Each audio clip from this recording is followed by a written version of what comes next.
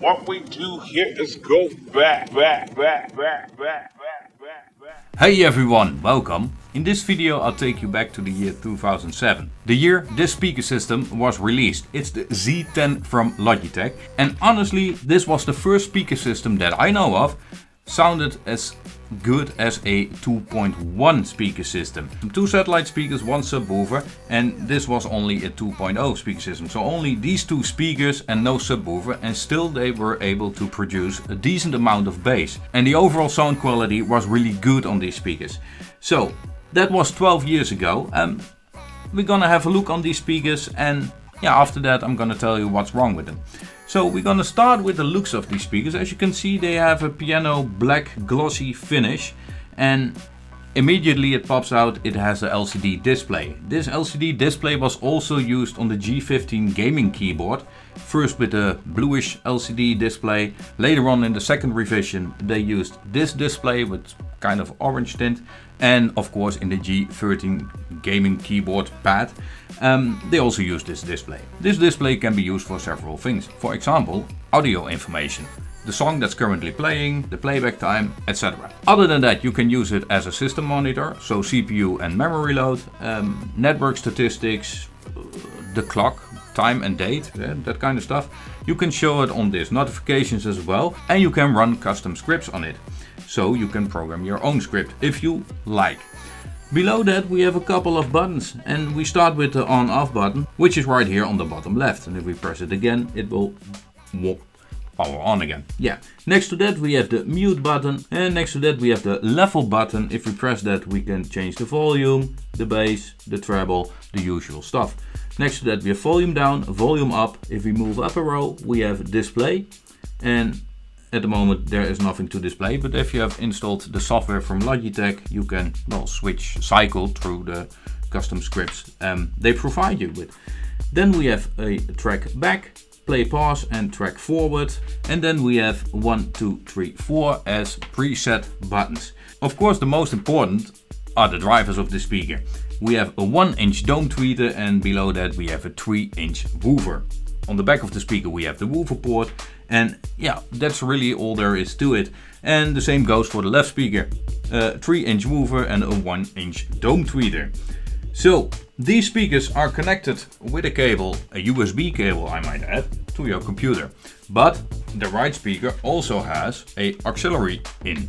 It's a 3.5mm audio jack, and you can connect a media player to it. And if you want to listen music and don't disturb your neighbors, you can also attach a headphone to the right speaker, also with a 3.5mm audio jack connection.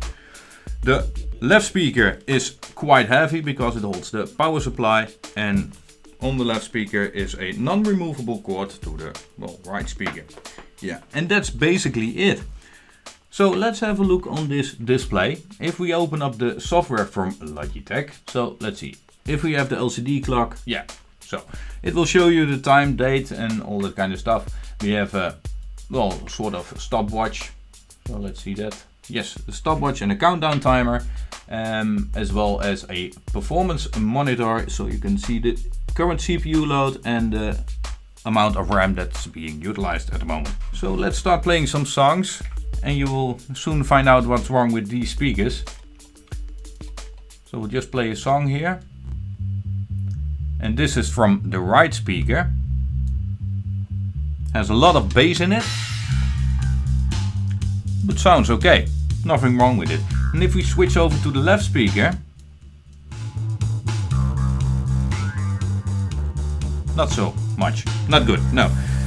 There's also a possibility we are dealing with a destroyed speaker. So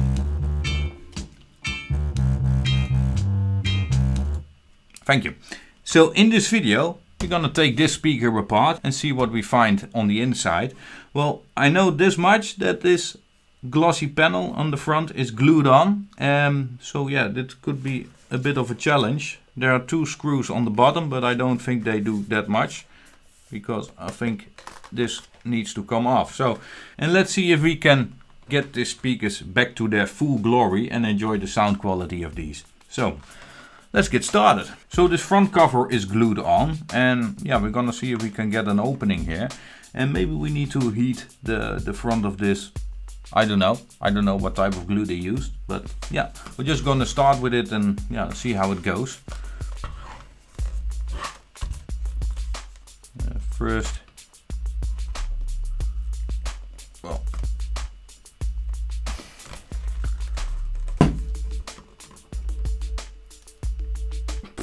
I do think if we apply some heat, it will come off a little bit better.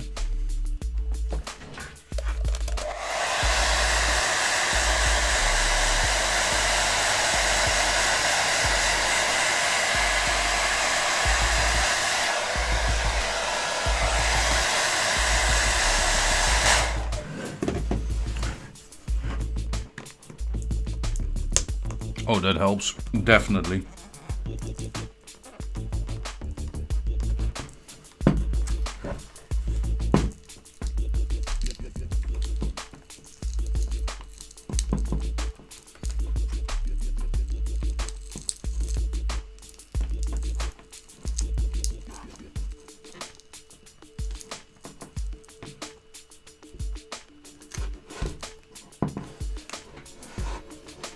Of course, they could have just used screws in the back, but no. Let's make it hard to repair. Damn.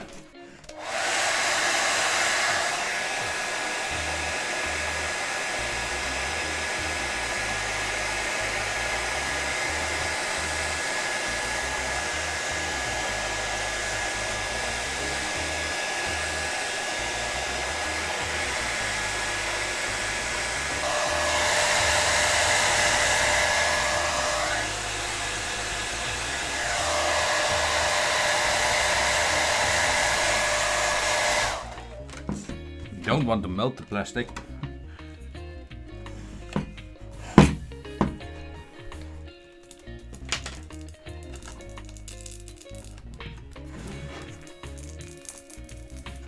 It's insane how much glue they used. Well, you can see it already.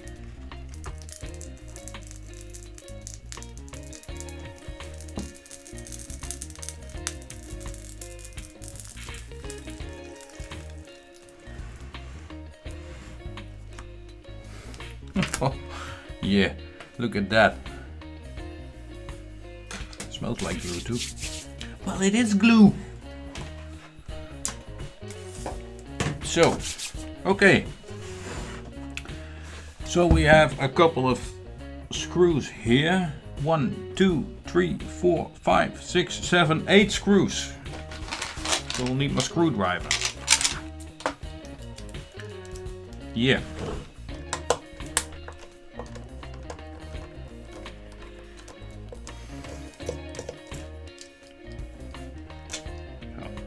That's one.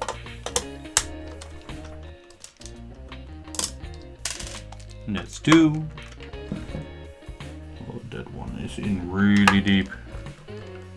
That one as well. So we will need a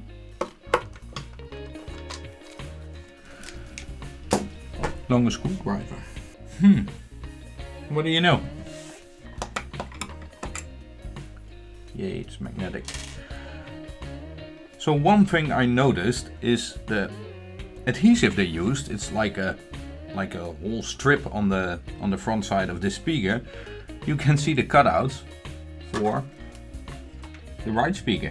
So they used the same glue pads as they used on this speaker. Oh, thought it was funny. Yeah, just wanted to show you that. Let's undo the rest of these. 4 to go. Yeah. Last one.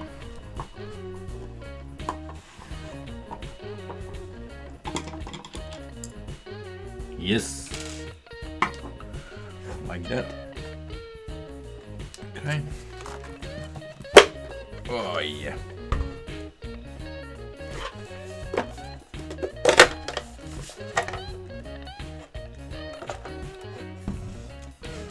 Okay.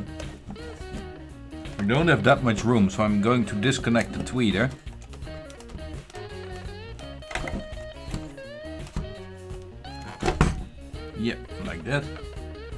and the other one as well. So that's blue on top, brown below that, and this one is yellow on top. I will get some more tools because I don't want to snap the cables. So let's see how this goes.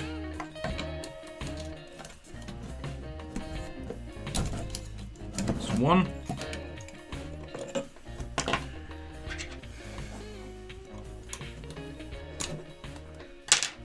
Just like that. So, yeah. Never saw the inside of the speaker, but now we have. Yeah, get that one over there. So we have our main driver. Well, let's get it out of there.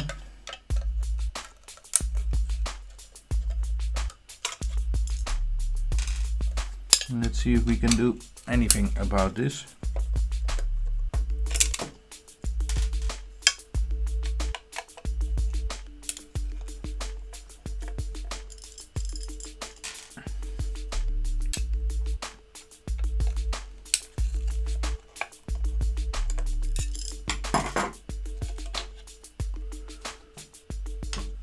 So here we have the speaker.